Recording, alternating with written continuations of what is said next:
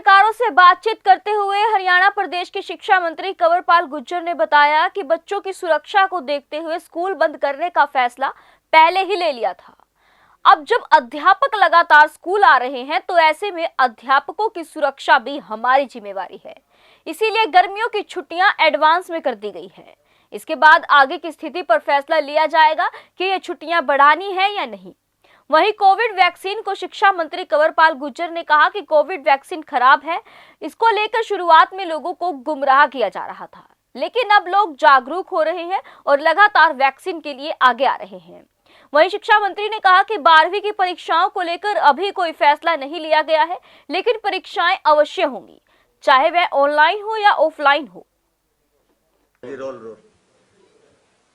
Sir, Covid के लगातार मामले बढ़ रहे हैं, ऐसी परिस्थिति में स्कूल आपने पहले ही बंद किए गए थे, लेकिन स्कूलों में टीचिंग स्टाफ और नॉन टीचिंग स्टाफ लगातार आ रहा है। ऐसी परिस्थितियों में क्या गर्मियों की छुट्टियों को एडवांस करने का कोई फैसला सरकार की ओर से लिया गया? हाँ, निश्चित तौर से सरकार ने निर्णय लिया और कल से हम जो छुट्टियां हैं, जो गर्मियों की छुट्टियां होती हैं, वो कल से हम करने जा रहे हैं और 31 मई तक वो छुट्टियां रहेंगी।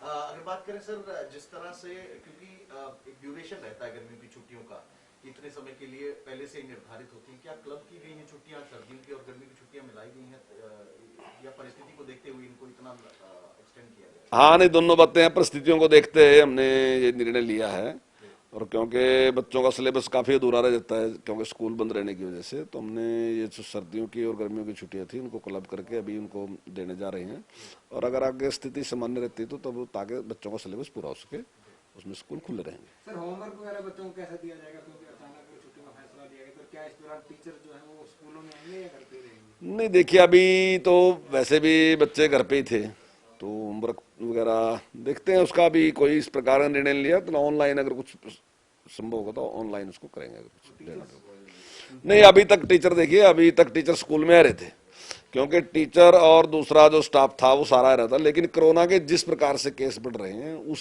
उसके मद्देनजर हमने निर्णय लिया।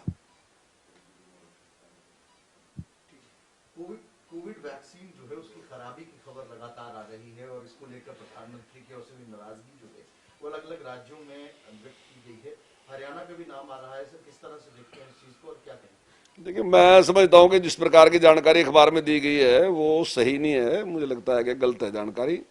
हरियाणा में जो हमारे कर्मचारी हैं उन्होंने बहुत अच्छा प्रयास किया और काफ़ी सफल भी रहे हैं। हालांकि कुछ लोगों ने एक दुष्प्रचार भी किया कि वैक्सीन जो है उससे नुकसान होता है, इस प्रकार के अफवाहें फैलाने का प्रयास किया, लेकिन जब सभी लोगों ने लगवाना शुरू किया और हमारे सारे माननीय मुख्यमंत्री ने भी, माननीय प्रधानमंत्री जी ने, विधायकों ने, मंत्रियों ने, सब ने लगवाया, तो मैं जब समझता हूँ कि उसका एक अच्छा मैसेज गया। बड़े अधिकारियों ने भी लगवाई वैक्सीन, तो उसका भी एक अच्छा मैसेज गया और जो मीडिया है उससे भी जो जानकारी मिली उसका भी एक प्रभाव लोगों के ऊपर गया। तो आज के दिन में मुझे लगता है कि इस प्रकार की कोई गलतफहमी लोगों के बीच में है, तो लोग बड़ी मात्रा में वैक्सीन लगवा रहे और अगर कुछ वैक्सीन खराब हुई तो उसका कारण यही था कि कुछ लोगों ने गलतफहमी पैदा करने का प्रयास किया, उसकी वजह से थोड़ा दिक्कत आई क्योंकि एक वैक्सीन खोलने के बाद वो 10 पेशेंट को एक साथ लगती है, तो कई बार ऐसा रहा कि पेशेंट कम रहे होंगे तो शायद उसकी वजह से कुछ खराब हुई होगी। लेकिन मेरा मानना है कि जो जानकारी दी गई मुझे लगता नहीं कि सही है, लेकिन फिर भी इसके बारे में जो पूरी जिम्मेदारी के साथ आपको अपनी बात बता सकते हैं तो वो मंत्री जी बता सकते हैं। प्रदेश के 10वीं के बच्चे निश्चिंत हो चुके हैं, 12वीं के बच्चे लगातार आपकी और लगा लगाकर टिकट लगा के शिक्षा विभाग की ओर देख रहे हैं। क्या परीक्षाएं होंगी या नहीं होंगी, कैसे ली जाएंगी, कोई फैसला लिया गया है इस परिस्थिति को लेकर? क्योंकि अभी पीछे एक फैसला लिया गया था, 10वीं का क्लियर कर दिया गया था, लेकिन 12वीं को लेकर संशय नहीं, 12वीं की परीक्षाएं ली जाएंगी, ये बिल्कुल निश्चित है। अब वो ऑनलाइन ली जाएंगी या ऑफलाइन ली जाएंगी। ब्रेकिंग न्यूज रास बसेरा आपके लिए लेकर आए हैं खास मौका, वो भी हरियाणा सरकार की अफोर्डेबल हाउसिंग योजना के साथ, जिसके तहत आपको मिलेगी 6 लाख रुपए तक की सुविधाओं के रूप में सब्सिडी, जैसे कि free parking, EDC, IDC free, club charges free और मेंटेनेंस फ्री और कोई हिडन चार्जेस भी नहीं। तो आज ही बिना देर किए अपने सपनों का घर बुक करें।